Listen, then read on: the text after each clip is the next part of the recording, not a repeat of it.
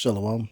First off, we give all praises, honor, and glory to Yahweh, Ba'ashem, Yahushai, Ba'ashem, Rakakadash, Yahweh being the true name for the Heavenly Father, Yahushai being named for his only begotten Son, the world eagerly calls God, and Jesus Christ.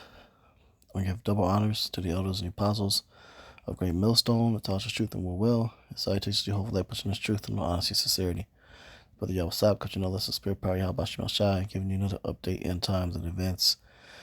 Here's an article going into the economy, and it says here, U.S. dollar is a huge black hole, expert says. Says the greenback threatens to swallow the wealth of both countries and individuals.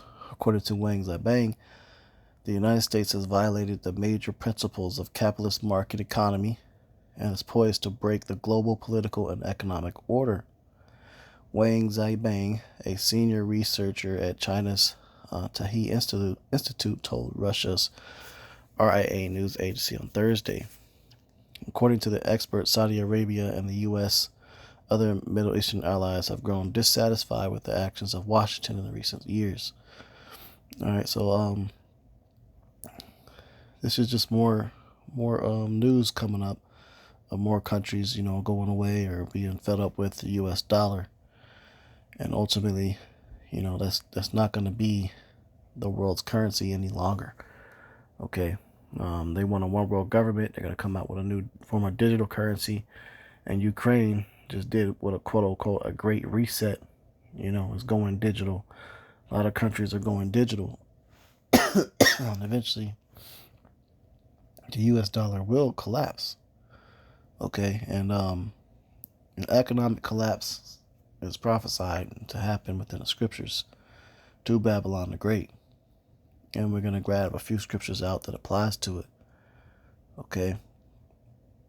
It says, Wayne explained that even though the U.S. is the world's largest economy, there is no solid reason for its currency to continue to maintain a dominant position. In recent years, the United States has recklessly used dollar hegemony to unleash boundless liquidity, which has led to a glut of dollars around the world and a sharp increase in financial risk in many developing countries, right? Because the U.S. dollar isn't backed by anything. Okay, it's not backed by real silver and gold, man. And, as far as this country goes, the debt is over $28 trillion, okay, which is a massive amount of debt that is impossible to be paid back. So one day, this shit's just going to happen. It's going to happen so quick. People are going to wake up, instead of having a regular paycheck amount coming into their account. Sometimes a lot of people will live paycheck to paycheck now. Let's say, for example, you end up coming to check your account, instead of you having like $2,000 in there, which how Jake survives on. That shit gonna say negative like $8,000, man. So it's gonna get bad. So we're gonna read the scriptures that prophesy about an economic collapse and how it's gonna come. All right, let's see here. Let's see. It's the book of Revelation 18, chapter 18. And we're going to start here at all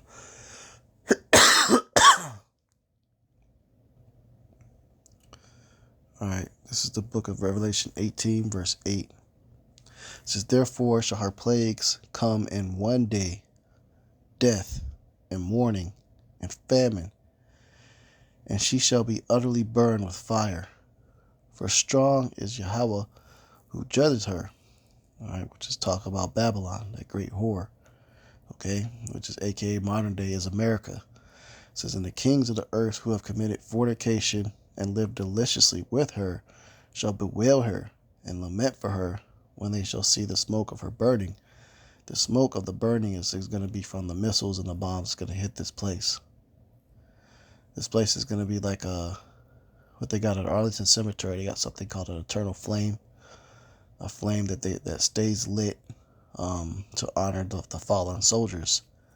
Well, this place is going to be like a memorial flame for the rest of the world what not to do.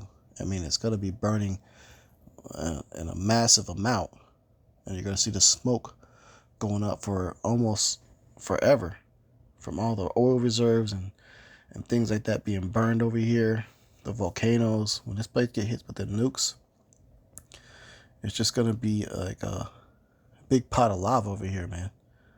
Okay, but a lot of these countries that did trade and business with the United States and got extremely wealthy off them, they're gonna be upset. That's what it says, shall bewail her and lament for her.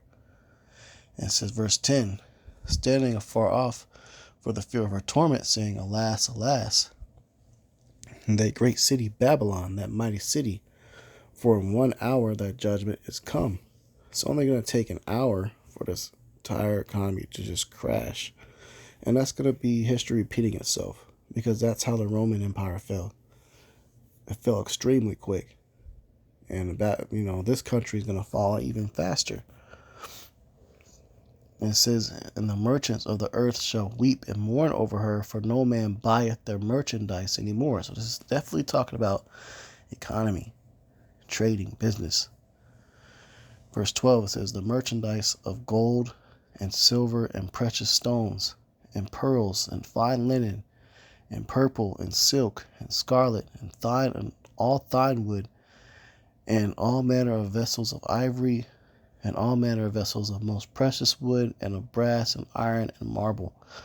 And you can see it leading up to it. Because still on the West Coast, you got all these containers just sitting there, man, not being moved. All these big cargo ships full of containers just sitting on the West Coast, man.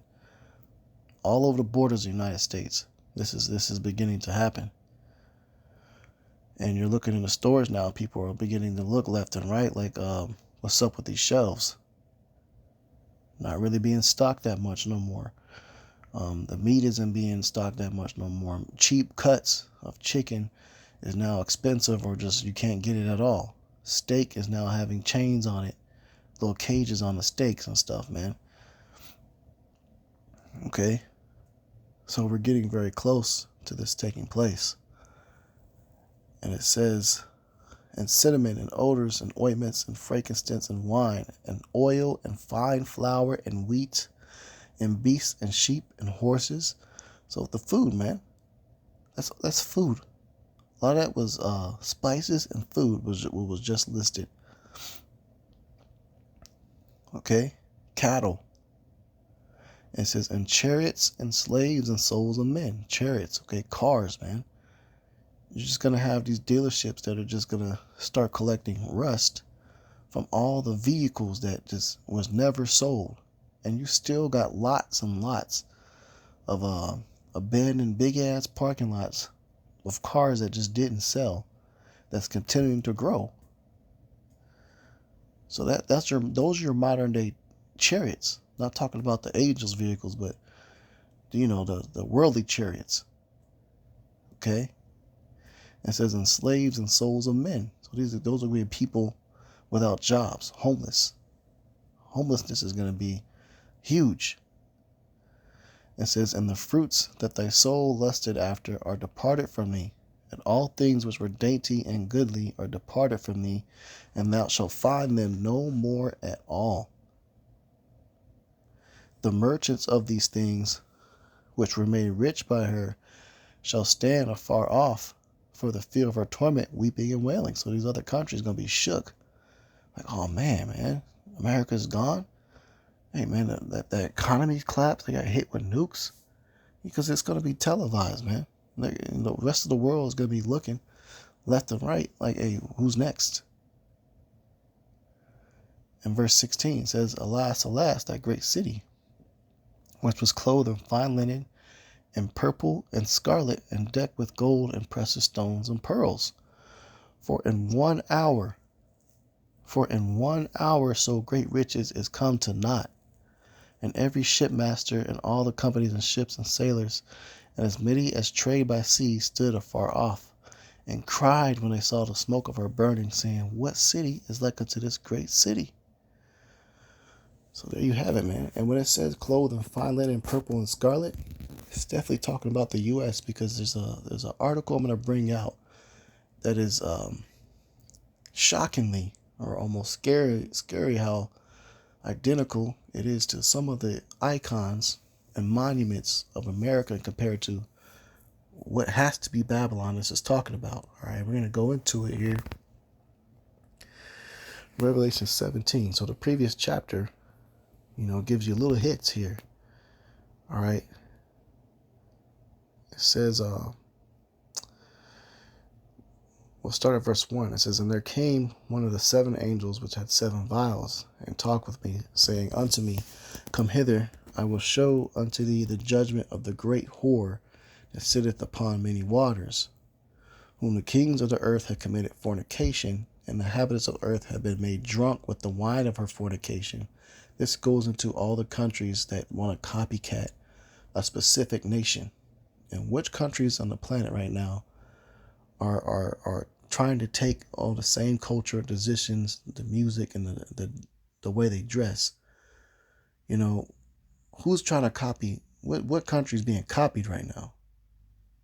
And when you think about it, it's the United States, man. From the suit and ties, that shit started over here. All these countries, they wear suit and ties too.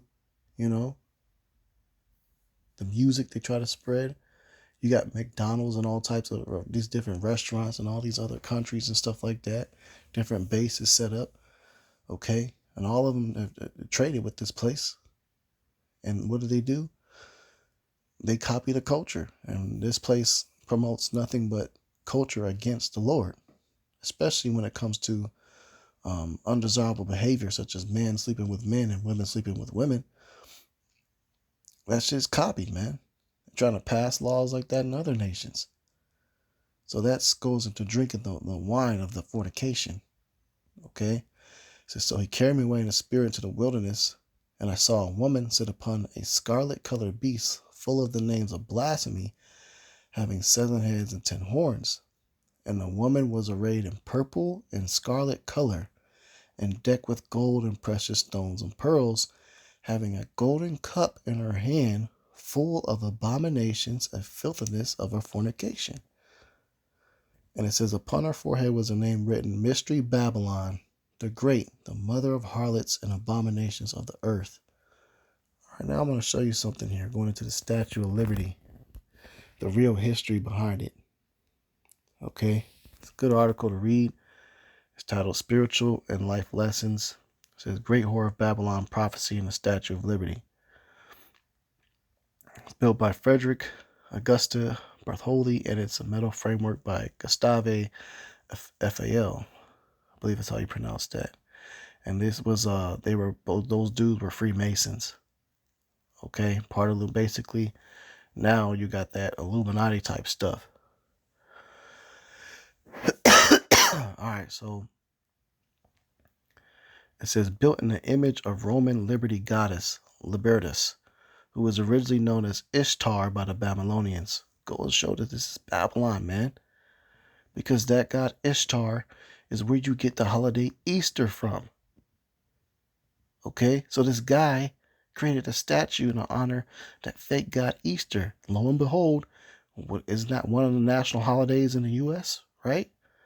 It says she became Libertas around the 5th century BC. For sure the time of 4th century BC came.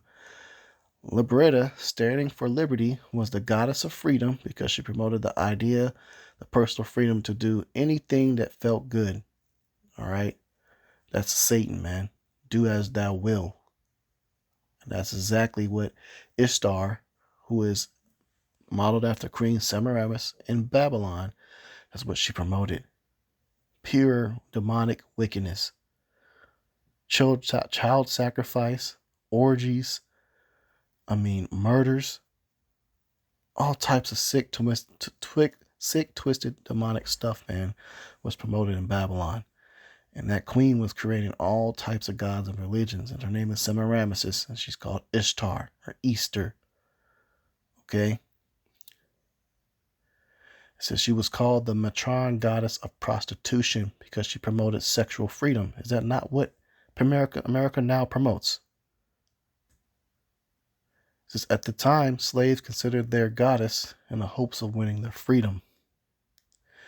Many women who gained their freedom later turned to prostitution to survive. All right, so now, there you go, man. This is why whoredom is so exalted. Women were given overmuch liberty to gad abroad, what the scripture says, instead of being keepers at home, man, and having a husband. That's now frowned upon. It says, thereby retain Libertaris as their goddess, especially if it became the priestess and Libertas cult. Now, going further, so now you know what that statue really represents, that everybody's so proud to look at and want to go travel to see and go up into that damn Statue of Liberty, right? That's that damn abomination that's there right now. Let's go into the original plans of how it's supposed to look. So you know who it's modeled after now, right? All right, here it is here. The Statue of Liberty was originally supposed to have been made with color, per request of Rabelais. She was originally to hold a gold cup filled with the wine of freedom and wear a purple robe. And what did we just read that was written thousands of years ago, man?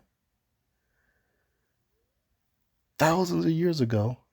It says, Revelation 17:4, and the woman was arrayed in purple and scarlet color and decked with gold and precious stones and pearls, having a golden cup in her hand full of abominations and filthiness of her fornication. There you go, man. That's how real the scriptures are. So here it is. You have something that was written over 2,000 years ago saying there's going to be a nation. It's going to be called the Great Whore.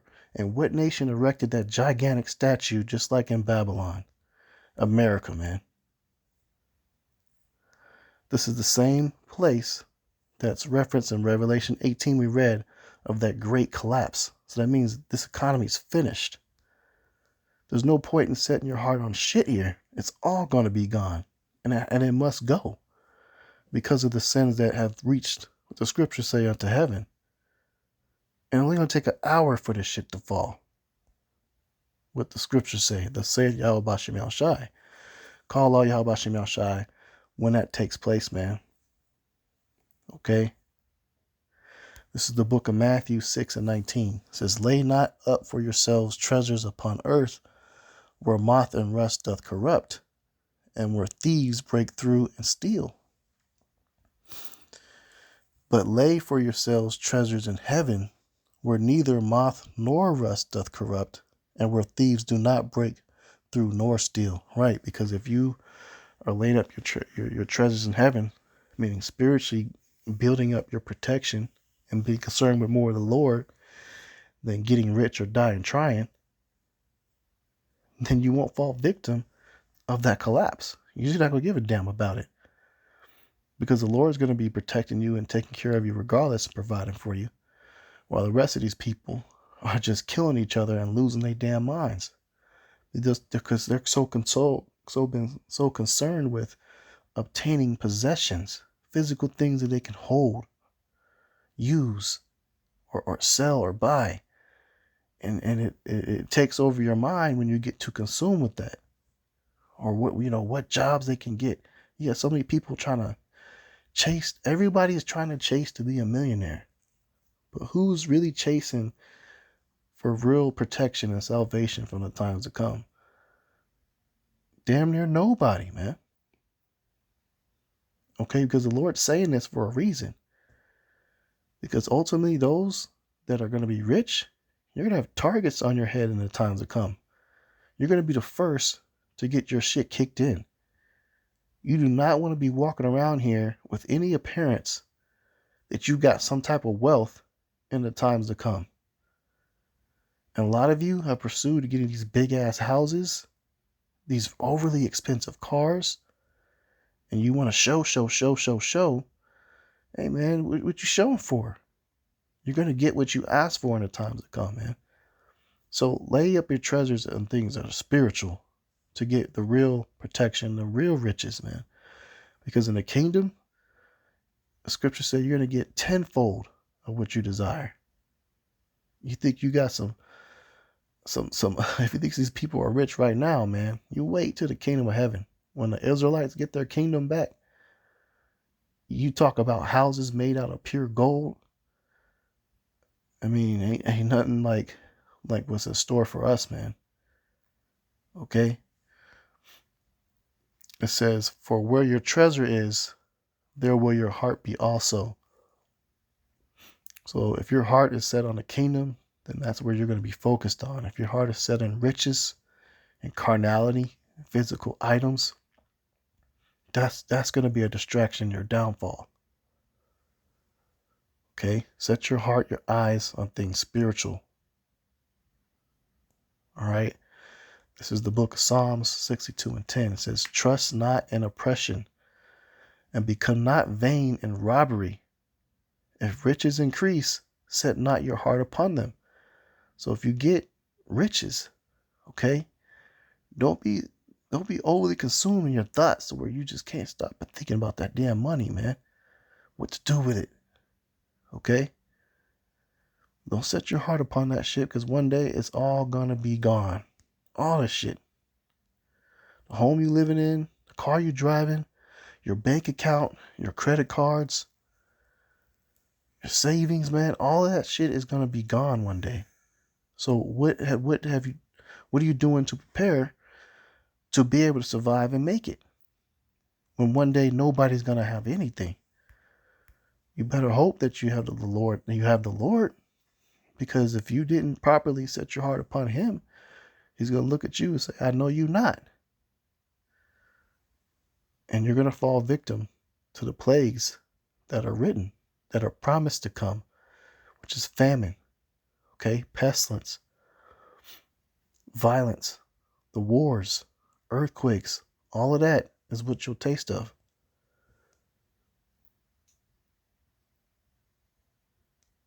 All right, this is the book of Romans 13:11. It says, in that knowing the time, that now is a high time to awake out of sleep, for now is our salvation nearer than we believed, man. So now the revelation of these scriptures is really coming to pass. The reality of it is, the reality of the scriptures, how real they are, how you can apply to signs and symbols today and line it up what we just did with the scriptures. Something simple showing you the Statue of Liberty found in the Bible. Okay? Not just one, man. There's other scriptures in Obadiah, man. Any matter of fact, might as well go into it since we're on that topic. All right, it's the book of Obadiah. All right, we're going to the book of Obadiah. This is Esau's scripture that he's most terrified of, because in his spirit, he knows it applies to him. All right, this book of Obadiah 1 and verse 2 says, behold, I have made thee small among the heathen, thou art greatly despised. These so-called white people are hated upon all over the earth, man, because of the genocide they've done. It says, verse 3, the pride of thine heart hath deceived thee, thou that dwellest in the clefts of the rock, whose habitation is high. America's the one that built that first skyscraper, try to get the tallest building, and now you got all these countries drinking all that wine, right? That fornication that did a race with that. It says that saith in his heart, who shall bring me down to the ground? You ask these Americans, man, is America ever going to be destroyed? They tell you no. Oh, they're never going to happen here, not in this lifetime. As if nothing's ever going to happen on U.S. soil. It says, verse 4, though thou exalt thyself as the eagle, and thou settest thy nest among the stars, thence will I bring thee down, saith Yahweh. So what's the national bird? Coincidentally, it's the eagle. And what's on that flag, man? What's on that seal? It's a nest of stars, man. It says, thence will I bring thee down, saith Yahweh. Signs and symbols. Skyscrapers, nest among the stars, the eagle. That's America, man. That's America.